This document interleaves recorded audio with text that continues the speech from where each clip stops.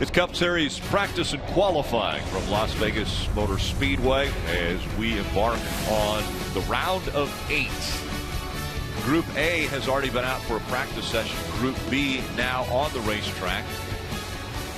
Dale Earnhardt Jr., Jeff Burton, Dave Burns, Rick Allen with you for this practice and qualifying session for the Cup Series. They will race tomorrow afternoon. And we see Ross Chastain, a two-time winner already in 2022. A part of the round of 8 at the conclusion of the Roval. You would have thought Ross Chastain had already won the championship. He was so excited to be advancing into this next round with another opportunity to get into the championship four. And he's got a win here in the Xfinity Series. Not surprised to see him come here and be competitive right off the truck. Some other names, though, that I'm kind of surprised to see in that list. Allmendinger, Eric Almirola, SHR right there, Briscoe, Harvick, all those guys right there in the top 5. Where, are you concerned there with Larson sitting back there in 8th? Even Reddick in 11th. Cindric down there in 13th. His teammate Ryan Blaney scorched the field in the first group. So Cindric and those guys have a little work to do to find the speed the teammate has. And then Christopher Bell down there in 14th. I mean, most of these guys got about 6 to 8 laps on the racetrack. Take you back to last week in the Roval in Charlotte. It was eventful for Ross Chastain. Here he tags the wall, and with that, bent components under the car. And so they decided to go to the garage. Didn't bring a caution out, so he wasn't on the damaged vehicle policy. They went into the garage, spent quite a bit of time in the garage, but all the points that he had accumulated leading into that round and the finish that they were able to get advances Ross Chastain into the round of 8.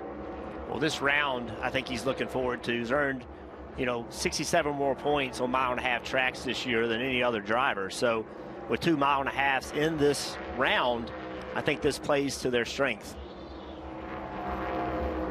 And the speed on his lap, single lap, very impressive. That was his 4th lap out there, a 29.45 for Chastain. A.J. Allmendinger second on the board. Still running some great laps out there. The 10 laps on the racetrack at a 30 flat, which is really comparable to anybody in the top 5 that we've seen today. Makes an announcement that he's going to go back full-time Cup racing with colleagues next year. And with an interesting situation with Alex Bowman out with a concussion, that has put Noah Gragson into the 48 car. Noah was scheduled to drive this car for the remaining races, a few of the remaining races this season, but now it's going to give AJ that opportunity so that he can better prepare for next year, get some more experience behind the wheel of the next gen car. That's really, really going to help him. Now that he can, focus forward and know what his role is, his job is next year, and it's not going to be in the Xfinity Series, he can really put a lot more effort. The only thing is, he's still going for an Xfinity Series championship. So you got to divide focus, and Noah's trying to do that. You got Ty Gibbs out there trying to do that as well. Several of our contenders, our legit contenders in the Xfinity Series, are in these Cup fields every single week. I think in his case, he's driving for the same team, right, in Cup and Xfinity, and his team can help him with that. Like, his team can help him focus on, can give him permission. Hey, man, if you need some time away from this Cup car for a meeting or whatever, and you need to focus, you got that permission. It's harder when you're driving for somebody else to ask for that. So I think they can work well together. Think about this, 40 years old, getting a second chance in Cup, right? At 40 years old. Normally 40-year-olds, that's not happening. But with A.J. Allmendinger, with the success he's had in Xfinity for colleague, them ringing the bell and saying, hey, it's your turn. I like it. I think he's earned it. He's going to be a threat on road courses. He's going to be a threat on super speedways. You're seeing on 1.5 miles, he's had good speed. Right time in his career, even though it's older than you would have thought. I love the move. I think it's exactly the right driver for them at this time. He also won the pole yesterday for today's Xfinity Series race, so he'll lead the field to the green flag this afternoon here in Las Vegas. As we see the 14 of Chase Briscoe out on the racetrack.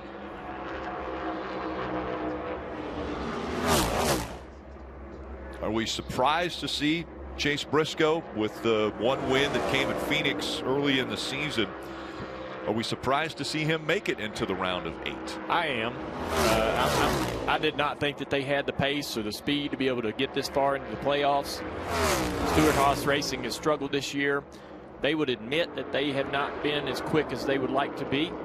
They have worked as hard as anybody in this series to try to find that pace. They are showing up this weekend with great speed in these cars.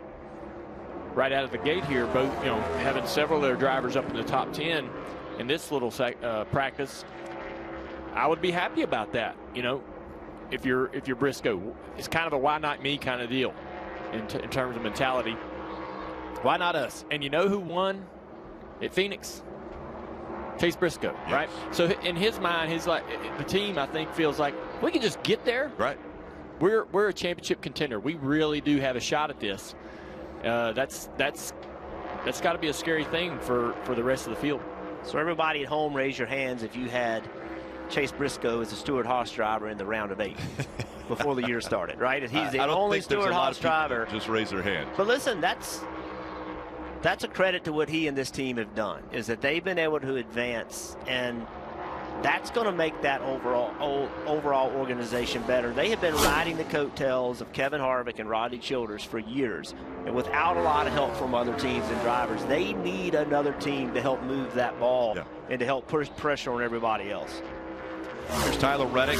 Again, the announcement that came out today that was a part of the Kurt Busch announcement was that Tyler Reddick will move to 2311 next season. It was going to be for 2024, but that has been accelerated because of so many different things that have changed with Kyle Busch going to RCR now.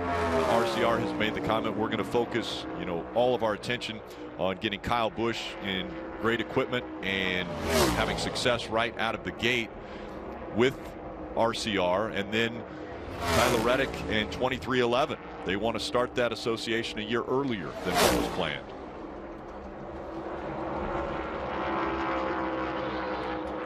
And down on pit road, Dave is with Bubba Wallace. And Rick, as most people know, that means that Tyler Reddick will now be sooner rather than later Bubba Wallace's new teammate. But the good news for you this weekend is there's some speed in that 45 car for you. Yeah, this is our Kansas piece, so we got a lot of good vibes going right now for our McDonald's team here. Just got to get a little bit of a balance back for us. The ride quality is pretty rough. Like this track ages a lot, and the bumps in 1 and 2 are pretty rough. So we just got to get a little bit better hold and do what we go and do, and that's run hard and run a smart race. But excited for our chances this weekend.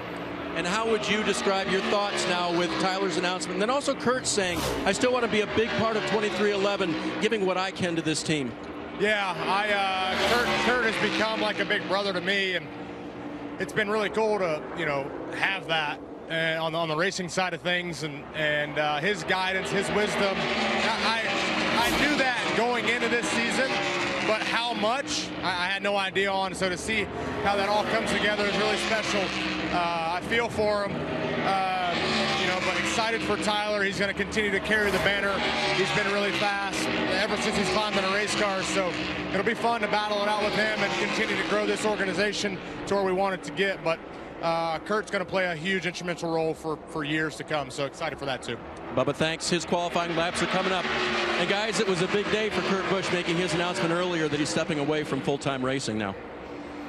Yes, Kurt Busch made an announcement here in the media center a little bit earlier this morning that he would not race the remainder of 2022, and then the announcement was also made that he won't run full-time in 2023, not ruling out coming back for races, and it was very emotional, his announcement.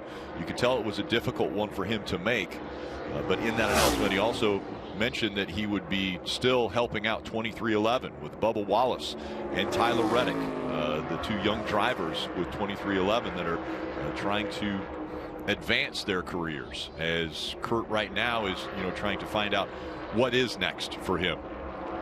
I think Kurt can play an instrumental role in that. He loves the sport, knows the sport, cares about the sport, wants to contribute, I think he can play a huge role in helping drivers understand how you win a championship. Understand, look, Kurt put himself early in his career in some positions that he wished he hadn't have, but he learned from that, and he can share those experiences with younger drivers. I think he's a huge asset. And I tell you, I found something really interesting Bubba Wallace said. He mentioned, this is the car we won with earlier in the year.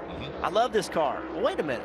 I thought they were all the same. I thought that you took this car to Talladega and then that one to Sonoma, and but he's like, nope, this is that car, man. We're gonna win with this car because we won with it before. That's something we heard in the years past. That's not much we've heard this year. I imagine that, when you really get down to it, it is a chassis with a front clip, a rear clip, a center section, and you would build two chassis side by side, identical, take them to the racetrack, and one's just faster. And you don't know why. It feels better, has more grip, is into the racetrack better, and there's nothing that can explain it with all the same components on it. And once the driver gets his mind around the fact that he likes a certain car, you can't change his mind. No matter what happens in this car going forward, well, man, we had, it was a great car. It's a great car. I had this great run in it 6 months ago. And you can't change a driver's mind once he's got it in his head that that's his favorite car. Well, the problem is, if that's his least favorite car, he can't change his mind on that one either. So don't bring back that car you just ran bad with. Do something to it. Kyle Larson, a difficult situation for him at the Roval last weekend. He put a lot of the blame on himself, just mistakes that he's made throughout the year. Once he hit the wall, they also had to do extensive damage control. He was numerous laps down, and with that, not enough points to advance into the round of 8. So defending series champion no longer a part of the playoffs. Just not a mistake you expect to see Kyle Larson make, but I do think it illustrates you can't just ride around. You can't make any lap time by just being careful. And knowing what was at stake, knowing what the goal was, still to get into the wall. It's easy to say, why'd you do that? That was silly. But these cars aren't easy to drive. And clearly he overstepped his bounds, and it rests on his shoulders. But I just think it shows how difficult this sport is.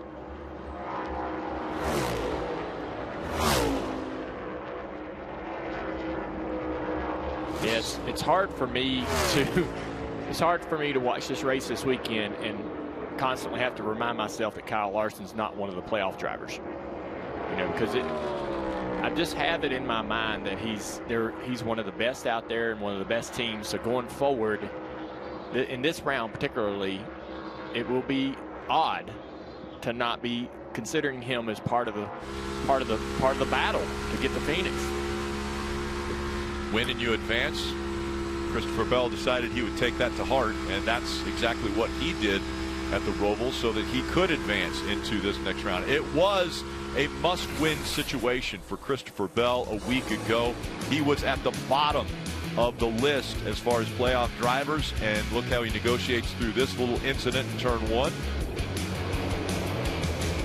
Fresher tires late in the race.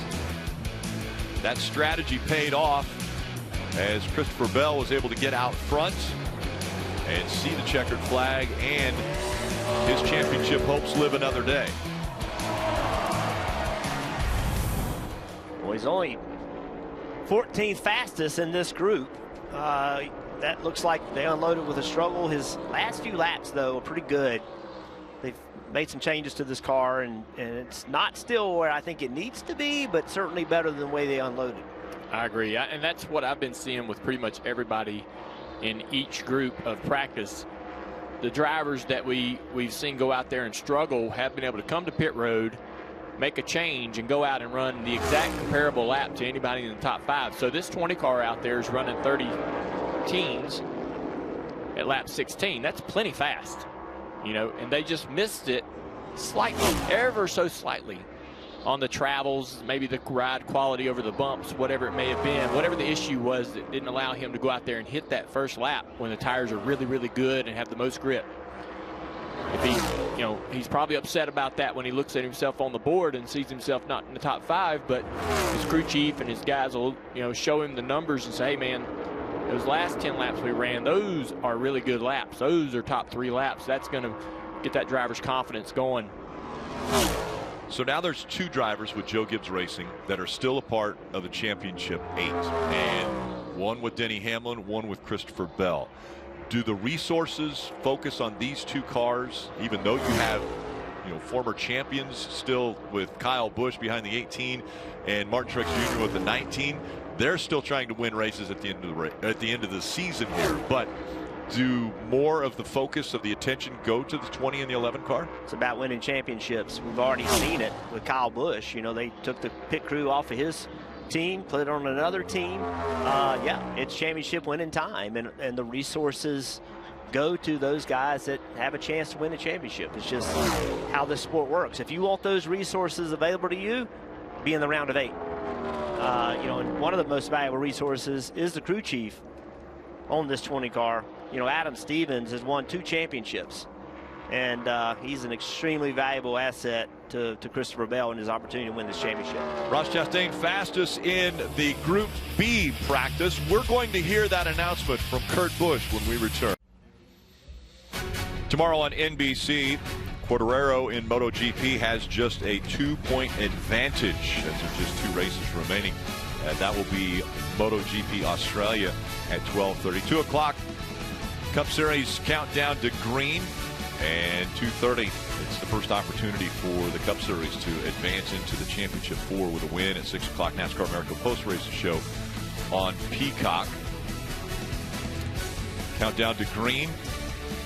We have Christopher Bell. We mentioned the win and you advance. That's what he was able to do a week ago. He'll be with Dale Jr., Jeff Burton. What about odds? When you're in Vegas, you've got to talk odds for the championship. And on the clock, former champs, the drivers that aren't a part of the playoffs that have championships already. How do they affect the final 4 races of the season? And the big news that came out today from right here in his hometown, Kurt Busch had an announcement in the media center. This is a portion of what he said. I know I'm not 100% in my ability to go out and race at the top level of the NASCAR Cup Series. These are the best of the best drivers, and lately I haven't felt my best. The doctors have come to the conclusion that it's best for me to shut it down for this season. And even though I've made solid gains and I've been working with all the top specialists and the team at Toyota Performance Center, I'm still not 100%, and I'm still not cleared to race.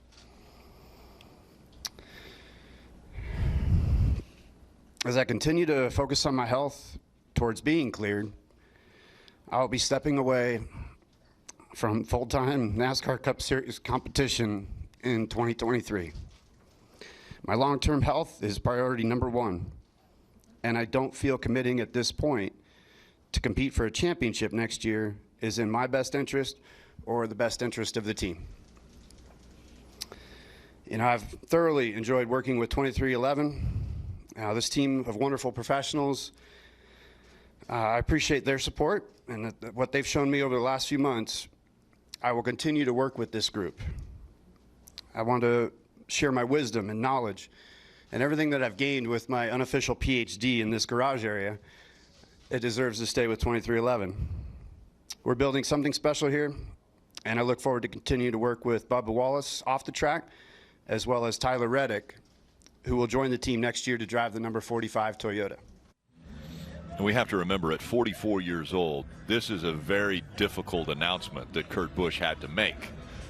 You could tell the emotion was in his voice when he said, I won't be able to run full-time or for a championship in 2023. And you see the career that he has put together, just amazing.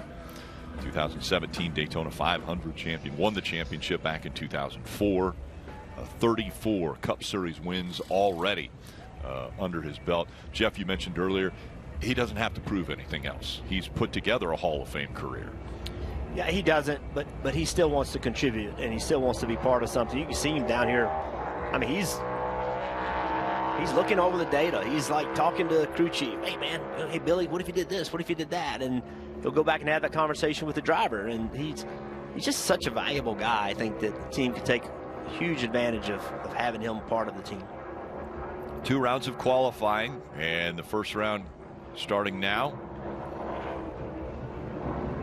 This is Group A that will be out on the track first, and J.J. Yaley is the first to take on the track. Now, will the advantage be to go out earlier? In yesterday's qualifying session with the Xfinity Series, the advantage was to go out later, but as we continue throughout the day, the sun continues to beat down on the racetrack and probably heat it up, make it a little bit slicker. Yeah, I think these groups are so small that maybe, you know, it's not too much of a disadvantage to be going out 18th as opposed to first. But obviously it's not getting cooler. It's going to get hotter and hotter, so might lose a little speed in that racetrack. Dave. And of course, Rick, the other side of the Kurt Busch announcement is who's going to drive the 45 car in 2023. Tyler Reddick, as we know, was signed up with 2311 for 24, and you received your release this morning from RCR so that you could drive that 45 car next year starting. What was that reaction like for you? Was it bittersweet? It was an interesting moment because Kurt was saying what he was saying, but you were also realizing your future was now. Yeah, certainly it's really unfortunate to see what's happened to Kurt. I really do hate that for him. But in the same note, you know, it's a great opportunity to be able to move over to 2311 a year early and get started just 1 year earlier on all those things that we had planned. So I'm excited to get that journey started with Toyota and 2311. I'm really glad that Kurt's going to be involved in that, and looking forward to being teammates with Bubba again. We got to work together when you know, he was in the 43 car at Petty, so we already know each other a little bit from back then. So really looking forward to that next chapter as it comes. And practice, and what are you looking forward to in qualifying here? Man, to be honest, we took off pretty bouncy, getting really loose, bouncing or bottoming out on the left rear stop. So we tried to adjust it, and we made that better. We kept coming in, so that tells me that, you know, if Randall's calling me in, that we're not that good, and we got a chance to talk about it a second ago, and yeah, we got to find some speed. It's just weird. You know, we've been pretty good a mile and a half, so not really sure what we're missing. We're going to try and find it here, and hopefully it's better in qualifying, and, you know, we'll analyze everything that we can to make, you know, the proper race adjustments for tomorrow's race so we have a good car. The thoughts of Tyler Reddick. And guys, you could hear once again from this driver the respect for Kurt Busch. It's garage wide, definitely. The respect for him, as we saw a little movement there out of Ty Dillon. So what we're seeing right now is a lot of these guys trying to get to the bottom of the racetrack, and they're having trouble in the bumps on the bottom of 1 and 2 and having to get out of the gas. Yaley had a really good lap at a 29.84. These other guys probably got a little quicker race car, but just not getting through that corner. So I wonder, having watched Xfinity qualifying yesterday and some of this Cup practice today, whether maybe just going around the bumps, running the middle of turns 1 and 2, is that not better, faster? A lot of these guys trying to make that bottom work. Cole Custer gets through there with no issues, losing a little bit of time on corner exit here. But still only, you know, about a tenth of a second faster than J.J. Yaley. J.J. Yaley, he laid a really nice lap down, first car on the track.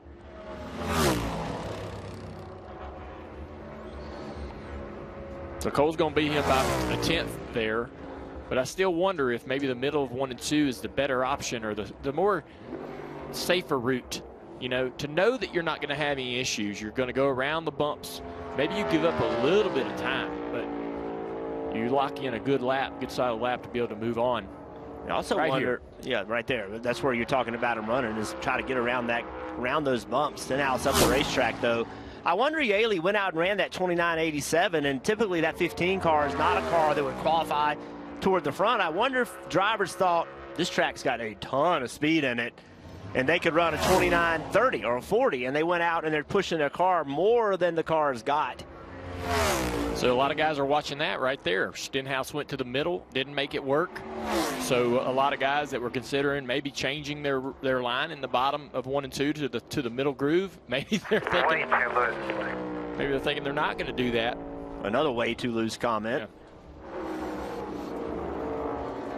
Daniel Suarez entering turn 1, was in the green, now back into the red. They want to be part of the top 5 because that will advance to the second round. The top 5 out of each of these groups. Daniel did a good job. Maintained in 1 and 2. Used that speed from the top down the back straightaway. Puts together a good 3 and 4. It's going to put him at the top of the board at 29.59. So think about what these drivers are dealing with. At 9 a.m., track temp was 85 degrees. At 10 o'clock, track temp all the way up to 95 degrees. And it's continuing to build. So this group was the first group on track. And track's rubbered up. Track's gotten hotter. They're having to adapt to it. That's a good corner right there if he can keep it going. Look at the speed that's going to give him down the back straightaway.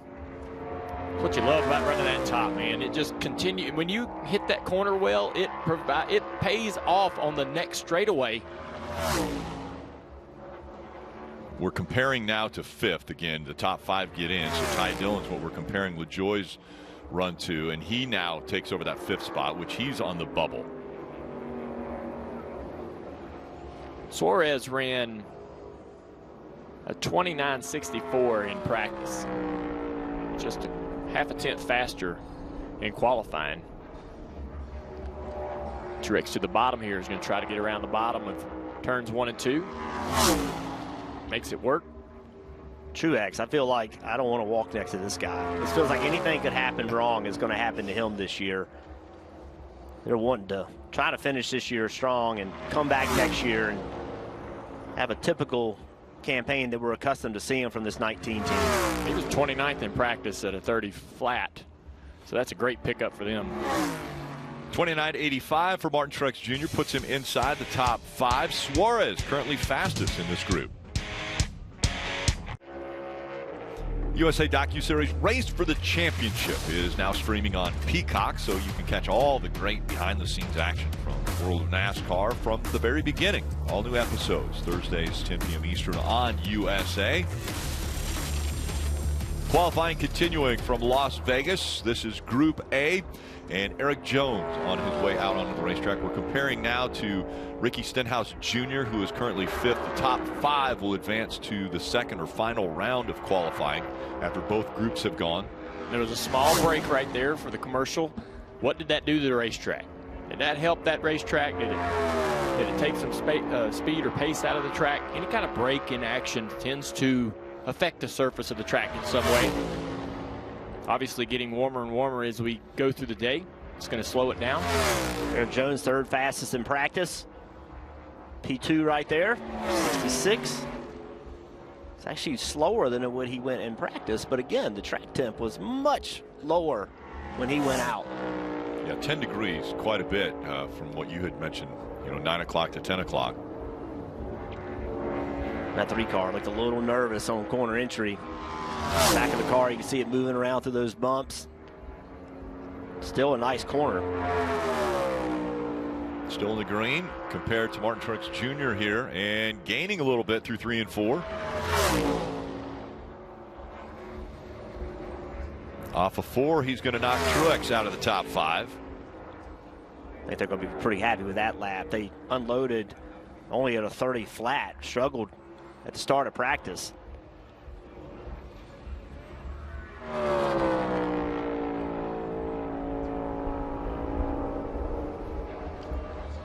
Justin Haley now on the clock. His colleague entry number 31. Justin's teammate A.J. Allmendinger was really quick in Group B of practice, so wonder if they made some adjustments to try to get his car a little bit better. We talked about it several times this year. What kind of a job Justin Haley's done this year. Really solid. They ran really well last week on the Roval. Got to give J.J. Yaley in that group a hand for being able to put the lap down that they put down. I'm anxious to see this car right here, Kyle Busch, followed by Bubba Wallace, to get a better understanding for myself to where the Toyotas are this weekend. Truex struggled to put a lap down out there. Right now in 6th. Kyle Busch just barely outrunning the lap that Yaley put down. Still in the green, as you mentioned, about a 1/10 of a second now, and he's gaining on that again compared to Yaley. So Yaley will get bumped out of the top 5. Kyle Busch slots in 3rd. That gives me a little bit of confidence, I think, for a Christopher Bell, a Denny Hamlin, to have a good weekend. It felt like they had good race pace. Didn't necessarily have good fire-off pace of practice, but it looked like their race pace was good. 7/100ths of a second right now separating 1st through 4th. It's that close here in qualifying at Vegas. Bubba talked about the confidence he had in this car in this race because it's his success at Kansas. Feels like this track's similar, aside from the bumps down in turns 1 and 2. He shortcutted the course a lot. As a matter of fact, almost got into the grass.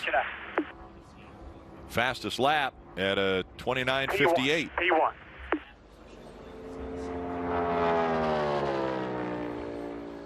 Dave, what have you got on Ryan Blaney's 12?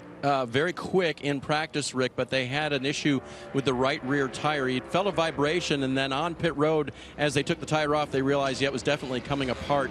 Talked to the team just briefly about this, and it sounded to me once again like that fine line between using low air pressures and understanding what Goodyear's recommended minimums are and trying to get the best balance and handling and attitude of your race car. So I'll have to keep an eye on that. This lap's pretty good. That's going to put him to the top of the board. Yeah, and that's just 4/1000ths of a second slower than what he ran in practice, and he was the fastest car in practice. And so everyone in the race tomorrow will be crossing their fingers and toes as we get to that 30-lap mark. From around 30 to 45 laps is when we see those tire issues. You see Denny Hamlin struggling up the racetrack in turn 1 and 2. He was really loose. You know, a lot of teams will be concerned about the durability of their setup and along with the tire pressure they're running, how aggressive they want to be there. I think this is a big surprise here. He's 0.3 of a second off of what Kyle Busch ran. Way off. A 30 flat for Denny Hamlin. Watch him enter turn 1. Runs up the racetrack. Watch the back of the car as he transitions through the bumps. See right there? He's just out of control at that point. All he can do is lift, gather the car back up, and then go back to the throttle, and all the speed's gone. It's 2 weeks in a row. Struggle with qualifying. Start toward the rear. That's 13th fastest of the 16 that have gone so far. As we see Chase Elliott currently in the green compared to Kyle Busch, losing a little bit of that. Yeah, Kyle got off of turn 4 really, really good. Chase not able to duplicate that.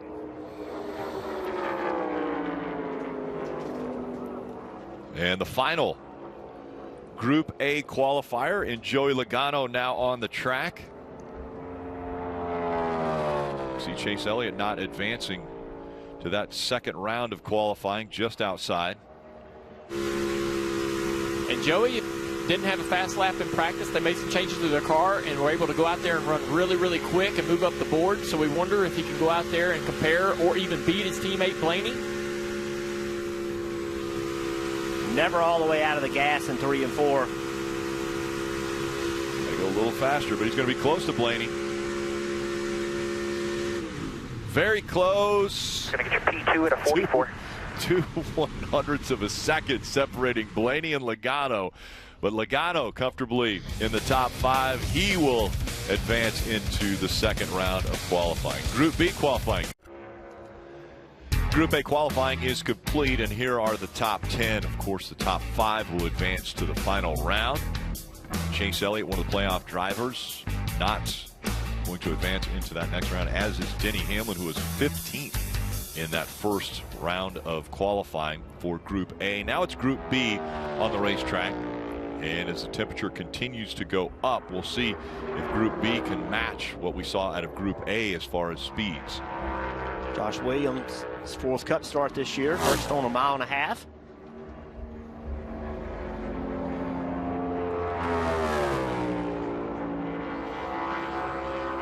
BJ McLeod behind the wheel, different from what the entry list had shown for the 78 car this week. Dave. KB, checking in with you. Just missed that top 5 moving on to the second round. Would you need more or less of? Less bounce. Just tried to go high around the bump in 1 and 2, and when I went over the bump, it just bounced a little too much. I was late back to the gas and getting the momentum off of 2, but other than that, I thought 3 and 4 was pretty spot on. So, it's just kind of the things you fight here on trying to make a lap and trying to make one that's fast enough to make the top 5. So, unfortunately, didn't quite cut it, but we'll have a better starting spot than we did here in the spring, and feel like we've got a good race car. We ran well here then, so let's back that up. Al, assuming you knew a little ahead of us, but now that we all know what Kurt announced this morning, what's your reaction? Yeah, I mean, it's obviously just disappointing to not be able to go out probably on his own terms how he wanted to, and I think that more disheartening, I guess, than disappointing, right? But for spending 23 years in this sport or whatever it's been a long time, and he's had a phenomenal career, and to not be able to come back full time is obviously doctor's orders, but hoping that he can still make peace with it all and be happy with whatever he's able to do going forward. So all good there on that front, and he's healthy. He'll be able to be normal as a Busch is for the rest of his life, which is good, and we've got a long road to go. The thoughts of younger brother Kyle.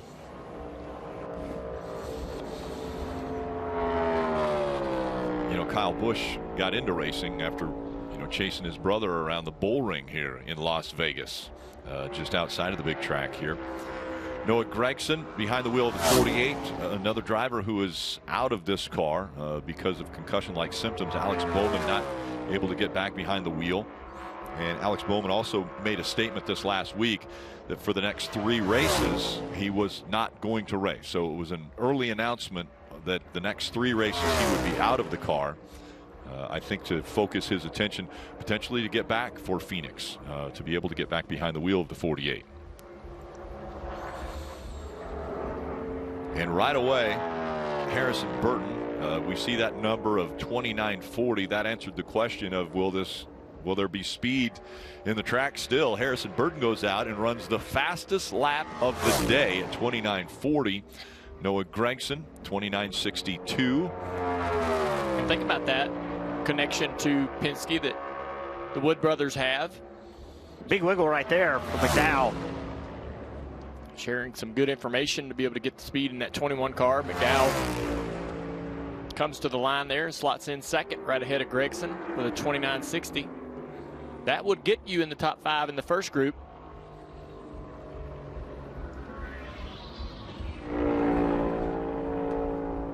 Rookie stripe on the back of this car.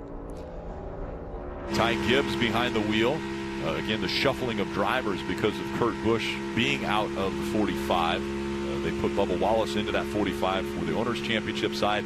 Ty Gibbs subbing in then for Kurt, but driving the 23. And Ty, I think, has struggled to find the pace or the comfort, whatever he's looking for in this car. Results have kind of been down the board a little bit to what I think he would hope for himself. And when is the announcement coming for him? That's like I keep waiting every day to read that Kyle that he's going to go drive that car that Kyle Busch is leaving. Still don't have it. Keselowski gets into turn 1. Really nice, run that high line. They're finding some speed here late in the season, really getting this program going. I'm sure he's looking forward to some time off, but probably also at the same time wishing the season was going to continue because they're really starting to get some momentum. Comparing now to Landon Castle in 5th. Again, the top 5 will advance to the final round of qualifying. We see Keselowski slot himself into that 5th spot now.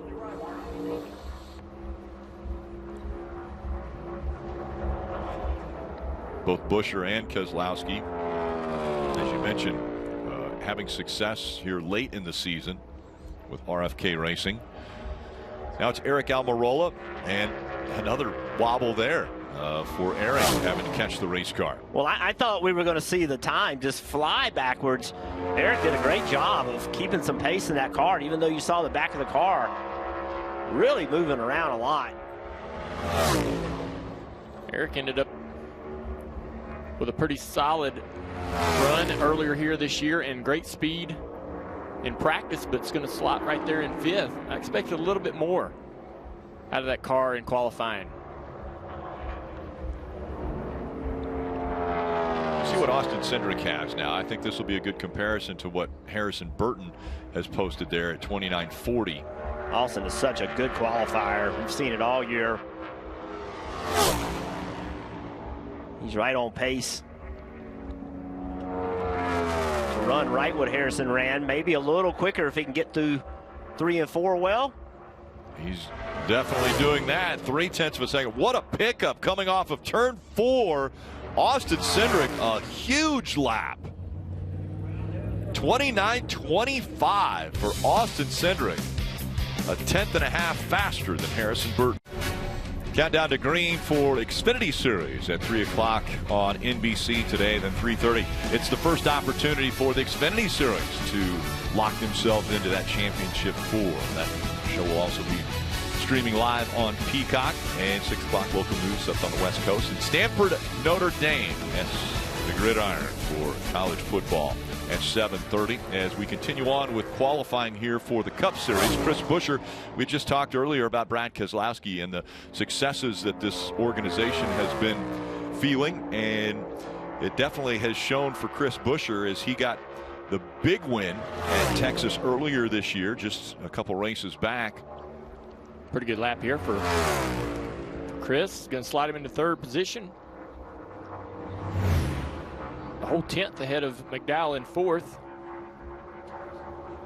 A lot of good cars left to go in this group. This being one of them. AJ Allmendinger was 4th fastest in practice.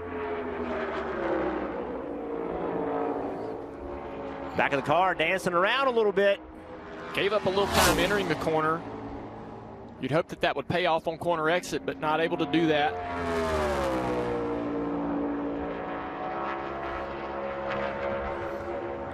And you know, Junior, it's a surprise when you're as good as he was in practice and you drive into turn 1 and the car just doesn't stick. You're like, hey, what happened? Where'd that grip go? And you have to immediately make an adjustment, but the expectation into turn 1 super loose is to not be super loose, and you got to drive it in there like it's not. And the minute that you're in there too deep because the car is too loose, then you're just playing catch up. But you have to assume the car's got grip if you're going to qualify well. Kevin Harvick, the Hunt brothers camera on board this weekend. It's a good lap right here going.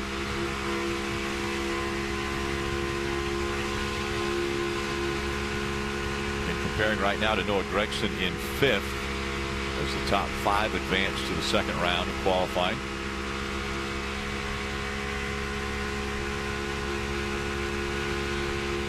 Good lap there for Harvick. He's 4th quickest. Dave. Harrison Burton hanging on in there in 2nd with a 29.4. Was that expected based on practice or big adjustment? No, I felt like we had a good practice. I felt like our first lap there, I kind of missed it and then kind of got to where we needed to be. And the whole second half of the practice felt like we were really good. I just made some minor adjustments there and felt like I could go be aggressive with the car. So that's an awesome feeling. Normally these cars are so edgy, it's hard to feel the edge. And in that qualifying run, I felt like I could feel the right rear tire really well. I felt like I knew where the line was and just was able to dance with it, right? So I got out and I was like, that's a really great lap. If anyone beats me, they did a great job. And Cindric goes and beats me by a 10.5, so I had to give him a fist bump for that. But, a lot of fun out here in Las Vegas. Reddick just beat me too, so he had another great lap. But, enjoying the day so far. See if it hangs on and see if he gets to do it again. How is that feeling of knowing the edge? Like Harrison mentioned that. He felt like he knew where the edge was. Well, I think that's the key is, anytime you're driving a race car, if you feel like you can get on that edge and just be in the throttle, knowing where the limit of slip is, that lets you drive the car aggressively. And that's what Harrison has talked about. This car has been a struggle for him, trying to get used to it. Chastain right here, he's going to have a good lap. Is it going to be good enough? That's going to put him in 4th at a 46. A 49 is 5th. That lap by Reddick's a bit of a surprise, I believe. He wasn't very happy with his car in practice, but I love Reddick here. A track where you're going to see guys get up the racetrack, run a higher groove. That is right in his wheelhouse. And remember his teammate Austin Dillon, he was 5th fastest in the first round, so they both made some good adjustments going into this round. Larson didn't get into one very well. carries some good speed down the back straightaway.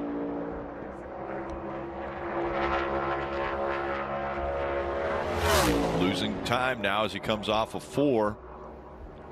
Yeah, the car drove way up the racetrack on the corner exit, not able to finish the corner the way he'd like. It's going to be interesting to see how this team responds to being knocked out of the playoffs. It's so deflating, and it's so difficult to bring your best when you no longer can win a championship. It'll be a test for them as a team. How do they pull themselves up? How do they lean on each other to get through these next few weeks? Up the racetrack right there in the middle and still holding on to the green. What was most impressive by Briscoe's lap was how fast he was entering turn 1. He was almost a half a tenth up on Buescher just getting into 1. And then lost all of it right there exiting 4. We've seen that numerous times.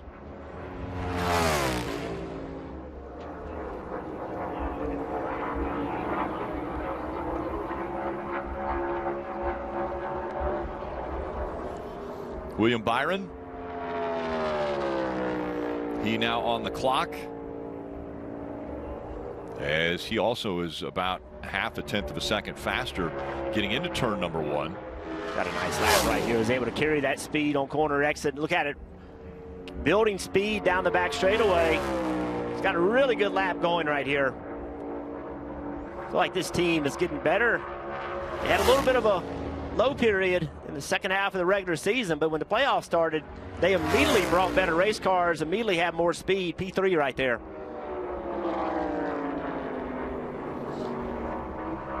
Bumps Buescher out of the top 5. Now it's Christopher Bell. I'm surprised to see that this group's faster than the first group. I just thought with the track temp coming up, there's no way that this group would run faster, but consistently they have. Look how close this is. Bell knocking Chastain out of the final 5.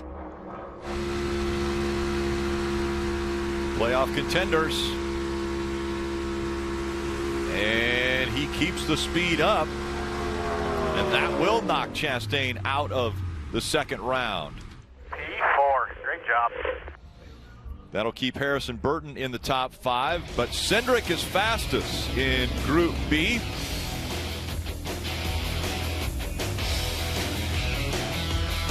Of qualifying, and you see the 4 playoff contenders that are still a part of this. It will start inside the top 10. Blaney, Logano, Byron, and Bell. The announcement made earlier here in Las Vegas by Kurt Busch that he would not be back in 2022 and would run a limited schedule if running in 2023. A very emotional announcement made. We see a lot of congratulations and well wishes to Kurt, and right now Kurt's standing by with Dave. And Rick, that was just a couple of hours ago that Kurt dropped that news on us in his hometown. A couple hours removed. What are you thinking about now? It's just good to be at track and to be with the fraternity of guys. And it's tough though with living my life at 5 weeks at a time and checking in with the doctors, and it was getting tough. And it's like, you know what, we just need to shut it down for the year and just try to find some time, re-baseline, and just keep working at getting to 100%. That's what I need to do. You immediately went to the work of working with 2311, helping the youngster, helping the veteran here. It seems to be that place for you, it seems like a good place for you if you can't be behind the wheel. Yeah, I felt that the last few years, whether it's engineers or mechanics, just working with young talent and helping them get the best in what they can early on in their career. And then the driver's side of it, I guess, like Chastain and Larson and my different teammates over the years, it's always been good to help them out. And so with Ty, he's 19, Bubba's 29, they both need different things. So it's fun to give that wisdom. Kurt, if you were able to come back next year and run some limited races, what would be a perfect scenario for you in 23? I mean, having fun with it and, big races, road course fun. I just haven't thought that far ahead. And, like Jimmy Johnson's putting his bucket list of stuff together, I was already starting to do that with Le Mans or Australia, racing with Toyota over in Asia, just having some fun with things. And again, just a couple tracks that slipped through my fingers over the years, Darlington and Watkins Glen. I mean, that might sound weird, but those two I've been trying to dig after for 22 years, and they've kind of slipped through. Rick, we know that whatever he does, the fans will be behind him. It's been so good to ride this ride with Kurt, and now focusing on his health here, we're sticking with him. Pretty excited about that conversation right there because, you know, Kurt is going to have a difficult time going through the adjustment of change. You know, you do one thing for so long in your entire life. You show up, you're the driver, you're a key component of the team, and now that's going to change. But he is already talking about something in front, something out, something to look forward to. That is the key in this whole thing. You don't retire away from something, you go towards something. You have a you have a new thing that you're going to try to, you know, create a challenge around. He has opportunities in television as an analyst. He's done a great job for several races this year and in the past.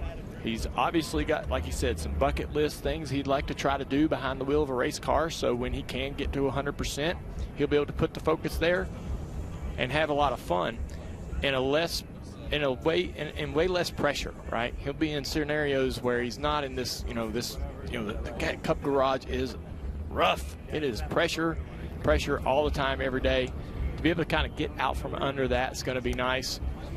It'll be a tough transition, but so much out in front of him to look forward to. And I think that is what he seems to be focusing on, which will really help him.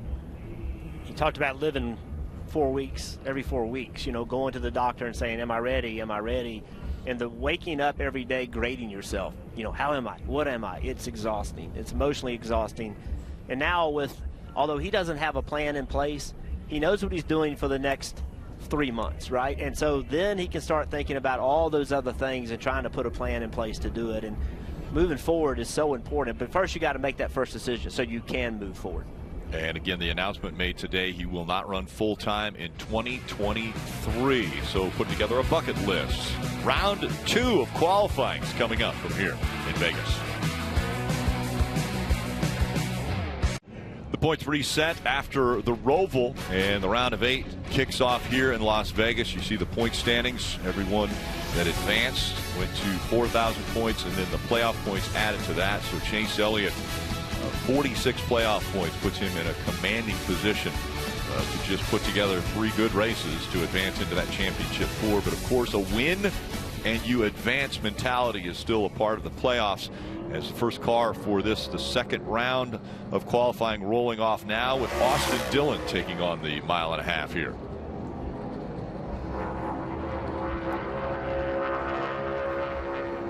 Okay, so we mentioned Group B. Didn't know if the track sitting for a while with the sun beating down on it would make it faster. It did. Now for this round, even though these guys have a few laps on their tires, will it be equal in speed, or will we see maybe a little drop off? It'll be interesting to see just who can back up what they did, who might fall off a little bit more than others. That might give you some indication of who has the better race car, whose car, doesn't abuse the tires as much, looks pretty so far. as much grip on that second run. We saw in practice several drivers, Logano and Cindric, come to mind, going out on their second time out and going faster. But they were able to make pretty big changes to their cars in between those 2 runs. Don't know if they can make those number of changes and make that kind of gain in a qualifying type setting. 0.05 of a second slower for Austin Dillon than what he did in his first round. Actually about 1/10 of a second slower. 29.71 compared to a 29.61 that we saw out of him in the first round as Daniel Suarez takes the track.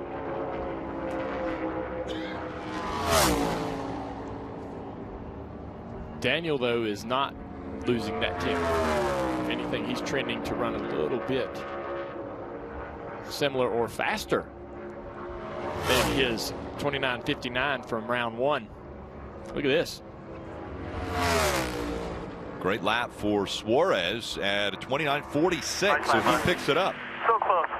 Good try.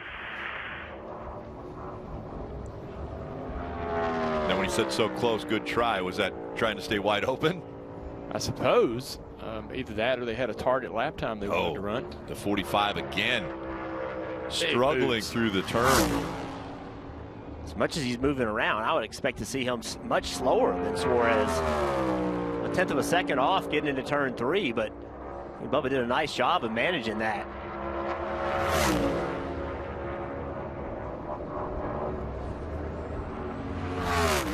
Of the 10 playoff drive, or the 10 drivers in this last round, 4 playoff, 6 non-playoff. Watch him enter.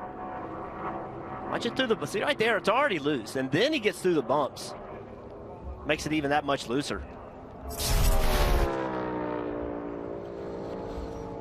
It's Joey Logano now on the clock. We'll see how this Ford does. I feel like they keep moving the line up. They run a little bit higher. Yeah, they keep entering one higher and higher. It's much, much smoother the higher you go. So less concerned about anything upsetting the car in the bumps. Just can you commit to the throttle that high? It's a big lap right here. It takes nerves of steel to go up and run that higher groove and stay in the throttle. So we picked up about, he ran a 4.47. He ran a 4 flat right there. So a little bit of a pickup.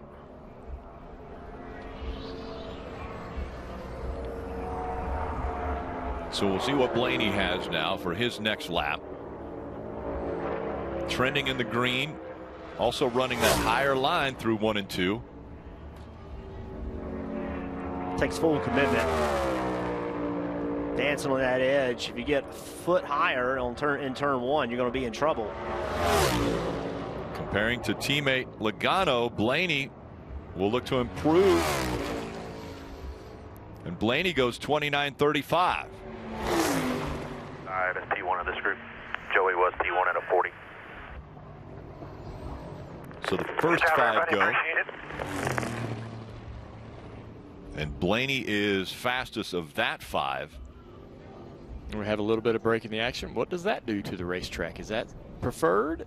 Because so far, all the brakes have made, I don't know of making the track quicker, but the cars are certainly going faster after each break as the sun is cooking and bringing that temperature up.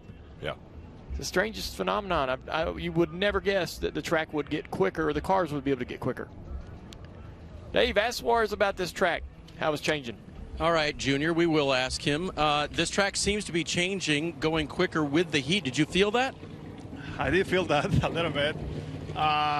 You know, the car was fine. I mean, the car has been fast all day long so far. We just like everyone else, fighting the balance a little bit. I have a very good race car in corner 3 and 4, and I'm a little bit too free landing into corner 1. I'm pretty sure everyone is fighting something, but overall, you know, good effort. I can thank everyone at Trackhouse Racing Enough, 99 team, the 1 team, and everyone that helped us to be able to put this kind of performance on track. We talked to you about you a little bit earlier today, your recovery from last weekend. I'm hoping the steering was okay during those laps. Thanks God, the steering was fine this weekend.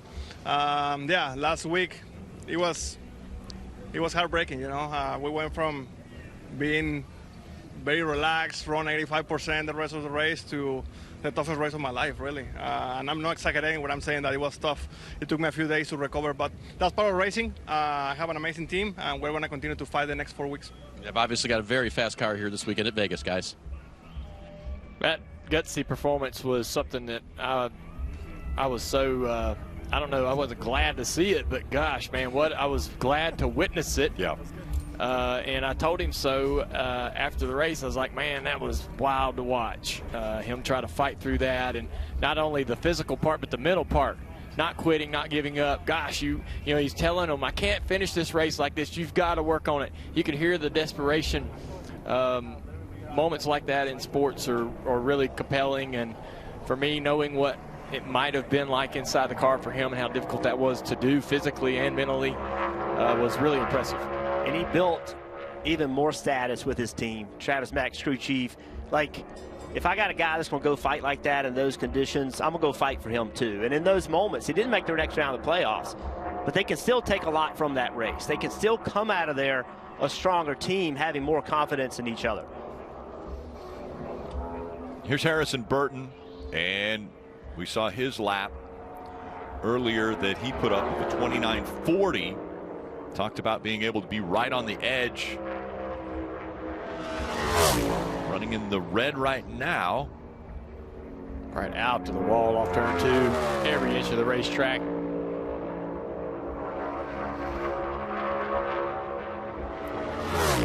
Lost a little speed entering 3 and 4 and never able to gain it back. And so Harrison Burton will slot in 4th with a 29.52.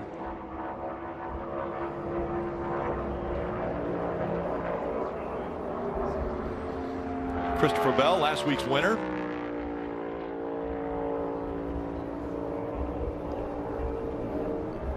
He's way up the racetrack.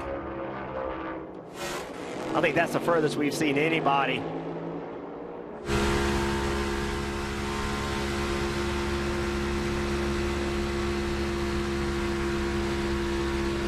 Pretty impressed by their rebound though from practice. Really, really slow in practice. Able to make the changes to get this car better. 29.35 is what they're shooting for with Blaney, and Christopher Bell goes out there into 29.47. There's William Byron. So both of the guys that went from Group B, both of those guys went slower when they went back out on track than what they ran in their session. Turning in the green right now for Byron. We ran a 35 in the early round. Sitting right on top of that right here.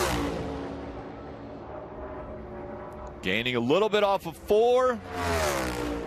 And Byron is going to move ahead of Blaney. T1 for right now. Good job. Good job, everybody.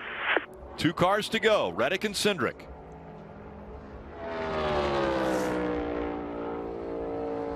Reddick 3 wins already on the season, no longer a part of the playoffs, being eliminated after the first round. Really good turns 1 and 2 right here.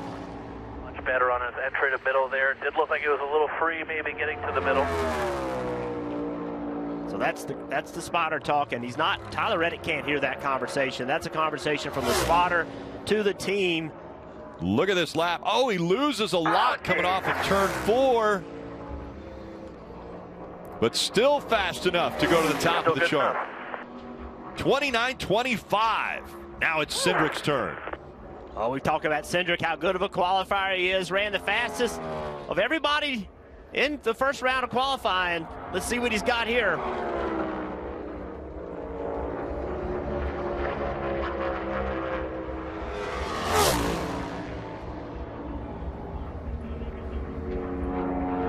We know Reddick had a little issue off of 4. Can Cindric maintain here and take advantage of that? It's not going down fast enough. Reddick's going to win it. 29.25, the fastest lap of the day. Cindric slots in the 2nd position, so he'll make up the front row with Tyler Reddick. 4th career pole for Tyler Reddick. As he rolls down pit road, we will chat with him when we return here to Las Vegas. Tyler Reddick, the pole winner. Make sure to join us on NBC today at 3 o'clock for Countdown to Green, as we will kick off the round of 8 for the Xfinity Series. 3:30 racing and 6 o'clock local news, 7:30. It's football. Stanford versus Notre Dame. College football, that is. And now let's chat with the pole winner, with Dave Burns. And Rick, you all were mentioning there was a moment off of turn 4 that may have slowed him down a little bit. He's described that to 2 or 3 people here. What was going on there?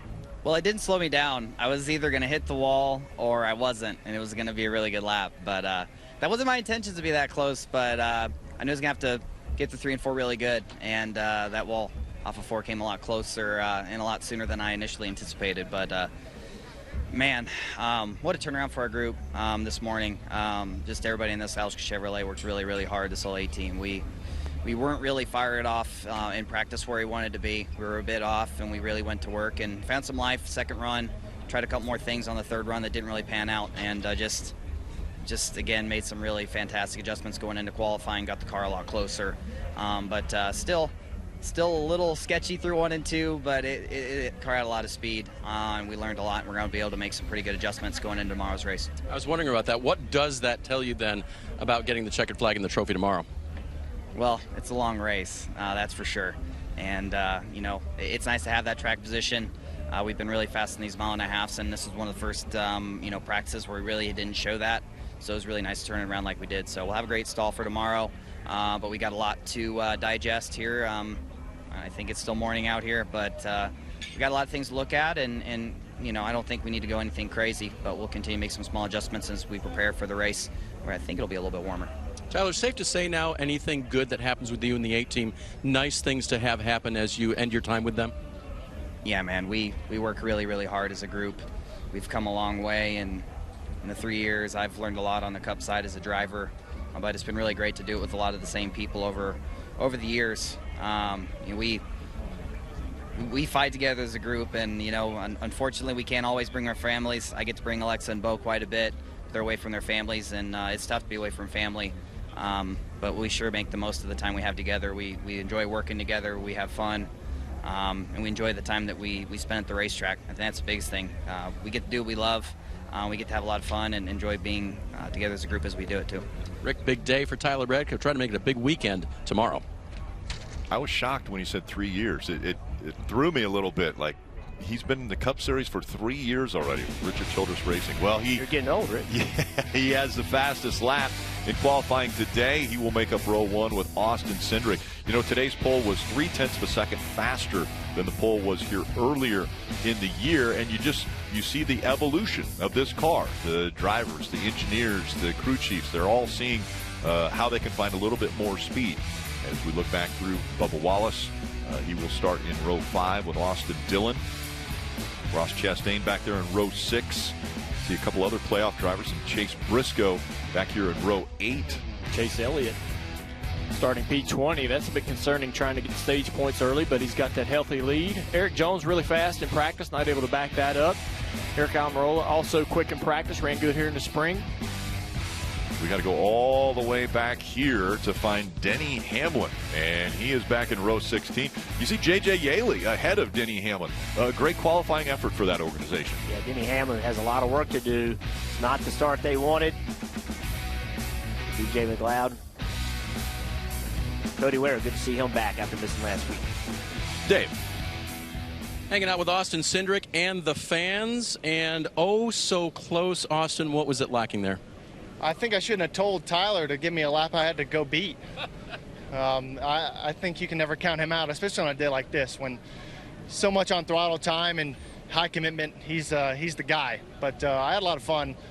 Really sketchy through 1 and 2 over the bumps, bottoming out the left rear, trying to hang on to it while keeping throttle in. I did not talk myself into keeping it wide open through 3 and 4. I still feel like I could have, but we've got a fast auto trader Ford to get all 4 of our cars in the final round of qualifying. Definitely a great testament to Team Penske and the work the guys do back at the shop. So proud of that. Just got to convert a good Saturday into a good Sunday. Long race tomorrow, and not in the playoffs, but certainly have a race to win. I guess I'm curious, when most of you have described sketchy through turns 1 and 2, and you've got to do that all day long tomorrow. What's that like? As the pace slows down, it's not as bad. I mean, we're not quite as set up for qualifying trim as we are for race trim. I mean, when we unloaded today, I was definitely on the racetrack, but as we got through practice, we were pretty good. So as it normally is, we're set up to race, and if it's a little sketchy, my heart rate goes up once or twice on Saturday. It's a lot better than being slow on Sunday. Front row start for Austin Cindric tomorrow. And he'll continue to sign autographs to the fans here in Vegas. Tomorrow's action kicks off with MotoGP Australia at 12:30 on NBC. Countdown to green at 2 o'clock, and Cup Series playoffs from right here at Las Vegas. It's the round of 8 beginning at 2:30. Then NASCAR America post-race show on Peacock at 6 o'clock. Countdown to green will include Christopher Bell joining Dale Jr. and Jeff Burton. Hopefully you guys can discuss that win, the big win at the Roval, and his expectations for the remainder of the playoffs. How about the odds? When you're in Vegas, you've got to talk odds for the championship. And on the clock, former champions. Guys like Kyle Busch, Kevin Harvick, the former champions that are no longer a part of the playoffs, and how they will affect what is going forward. All right, so we see drivers like Tyler Reddick, Austin Cindric starting up front. We know that Tyler Reddick is a driver that can go up to the wall. Are we going to expect the race to do that tomorrow? Yeah, it's starting early in the day, earlier than we would usually start races here, so there won't be no big, massive shift into the evening, cooler temperatures, any of that. None of that's happening. It's going to be a hot, slick racetrack. They'll be using every bit of it tomorrow. They're already 3/4 of the way up the racetrack. They only got a little bit further to go. They're definitely going to drag them up to the wall. Curious if that's what happens in the Xfinity race coming up next. I suspect that's going to happen there, too. Handling an issue here. Obviously, earlier we heard from Kurt Busch. He announced he will not race full-time in 2023. A big announcement coming here at Vegas. More NASCAR coverage always available on NBCSports.com. Coming up next on USA.